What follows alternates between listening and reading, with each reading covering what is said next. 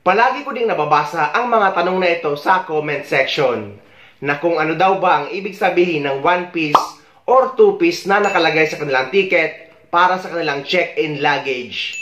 At yung iba naman ay tinatanong kung pwede daw ba hatiin sa dalawang maleta yung 30 kg or higit pa na check-in baggage allowance nila. Unahin muna natin yung one piece na nakalagay sa inyong ticket para sa inyong check-in luggage. Kapag ganito guys na one piece lang ang nakalagay na walang numero kung ilang kilo talaga, ang ibig sabihin nito or yung allowed lang na ilagay mo sa isang pirasong maleta mo ay maximum 23 kg. Hindi pwedeng lumampas dito. Pero guys, automatic ng libre yung 7 kg hand carry baggage mo.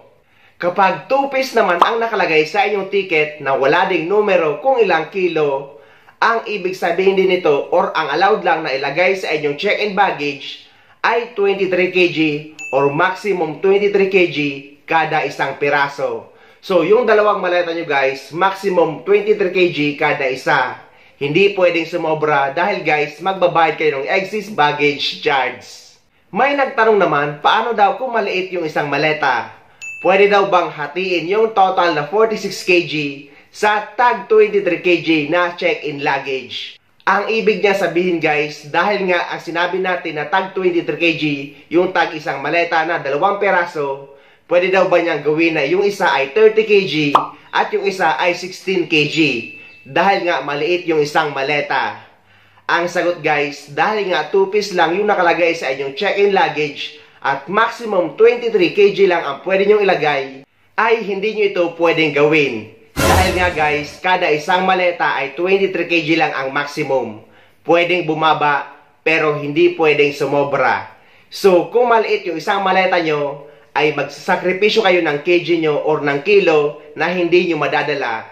Dahil guys, hindi kayo pwedeng sumobra sa isang maleta na dadagdagan nyo or more than ng 23 kg. Dahil yun lang ang maximum kilo sa isang piraso. Pero kung may specific number yung check-in baggage allowance nyo, for example 50 kg, ay pwede nyo ito hati-hatiin kahit pa sa tatlong maleta. Dahil guys, as long as pasok ito sa check-in baggage allowance nyo na 50 kg. Hindi rin pwede sumobra dito dahil magbabayad kayo ng excess baggage charge.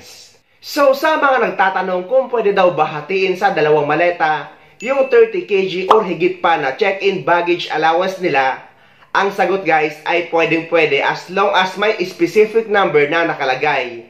At dapat yung dalawang maleta na paghahatian nyo ay pasok sa check-in baggage allowance nyo na nakalagay sa inyong ticket. Pero kapag 1 piece or 2 piece lang ang nakalagay sa inyong ticket para sa inyong check-in luggage, ay maximum 23 kg lang kada isa. Hindi kayo pwede guys sumobra dahil nga guys, sa isang piraso ay ang maximum lang na pwede nyo ilagay ay 23 kg. Pwedeng bumaba pero hindi pwedeng sumobra.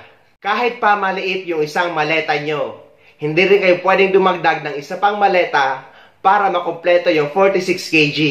Dahil nga ang iniisip ng iba ay 46 kg ang pwede lang dalhin dahil nga maximum 23 kg kada isa.